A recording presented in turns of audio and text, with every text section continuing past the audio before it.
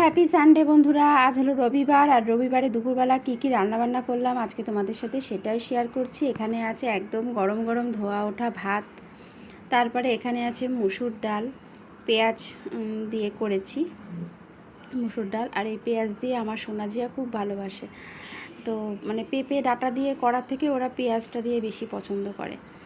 আর এখানে আছে এই যে, এটাকে আমরা তো চাপলা মাছ বলি, ইলিশ মাছের মতন খেতে, অনেকটা টেস্ট, ভীষণ ভালো লাগে। তো আলু বেগুন দিয়ে করেছি চচ্চড়ির মতন করে।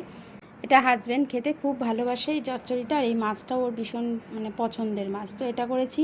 আর হাজব্যান্ডের জন্য একটুখানি ভোলা মাছও করেছি, কারণ ও একটু ভোলা মাছও নিয়ে এসছে, তো ভাবলাম ওর জন্য 2 টুকরো করি, আলু বেগুন দিয়ে করেছি, 2 টুকরোই করেছি, বেশি করিনি, কারণ ওই শুধু খাবে। আর এখানে যে শসা একটু কেটে রেখেছি। আর মেজোজা আজকে মাংস করেছে, মটন করেছে আর কি, তো 2 মেয়ের জন্য আবার একটু দিয়ে গেছে মেজোজা, তো সেটাও রয়েছে। আর আমি আজকে চিকেন করেছি, এই যে একদম লাল লাল ঝাল ঝাল চিকেন, রবিবারের দুপুরবেলা চিকেন তো থাকবেই। তো যাই হোক, কেমন লাগলো জানিও।